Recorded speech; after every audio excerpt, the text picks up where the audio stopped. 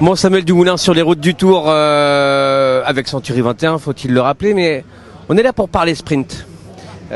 Forcément, vous avez suivi, on se souvient, pour les plus anciens comme moi, de Sam Dumoulin au cœur des sprints et le sprinter que vous étiez. Ça tombe plus aujourd'hui qu'à votre époque ou pas?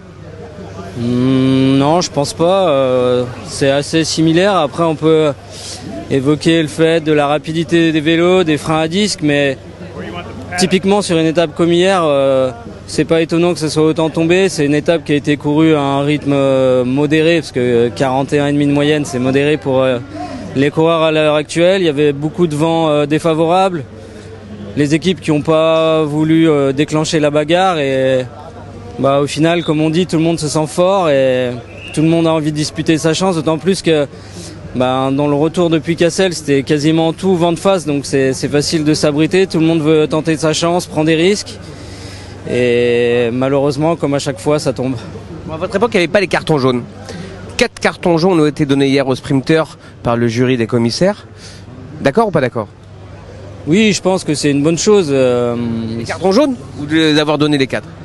Non, d'avoir donné des cartons jaunes, ça permet un petit peu, je pense, de tempérer le tempérament un petit peu trop agressif de certains coureurs. Et Brian Cocard, un carton jaune, c'est logique pour vous? Brian, franchement, pour l'incident avec Jasper Philipsen, moi je lui aurais pas donné. Je sais pas s'il l'a eu là parce qu'il a été impliqué dans une autre chute. Voilà, c'est un sprint, c'est jamais parfait. Il touche le coureur de Wanty, il le renvoie, il déchausse. Même je sais pas comment il fait pour pas tomber parce qu'il a décollé sa roue arrière. Et voilà, malheureusement ça tombe sur le maillot vert du Tour, un favori pour ce maillot-là. Après, je sais pas si dans la deuxième chute près de l'arrivée, c'est ça qui lui a coûté son carton jaune. Après, un carton jaune, c'est pas un carton rouge, ça lui permet de continuer. Mais si ça peut aider à la sécurité, à l'intégrité des coureurs, je pense que c'est bien. Du coup, quand on est sprinter et qu'on a pris un carton jaune, dans la tête, ça doit gamberger parce que faut qu'on soit moins, entre guillemets, alerte pour éviter de s'en prendre un autre. Ça peut cogiter, ça? Oui, forcément. Dès qu'on fait une faute, que on a une réprimande de ses pairs ou on sait qu'on a fait quelque chose qui n'était pas vraiment correct, on gamberge. On essaye de pas reproduire la faute. Après, c'est évident que ça atteint la confiance et qu'on ose peut-être moins s'engouffrer dans les petits trous de souris qui font la différence au final grâce à un meilleur placement. Mais bon, voilà, quand on a des coureurs qui finissent à l'hôpital, c'est toujours dommageable, surtout comme une épreuve comme le Tour de France. Vous auriez préféré, vous, à votre époque, qu'il y ait déjà les cartons jaunes?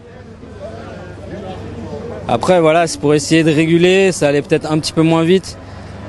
Néanmoins, c'est surtout quand il y a des faits de course où c'est vraiment agressif, qu'on s'empoigne, où on se pousse volontairement. Un sprint, ça reste un sprint.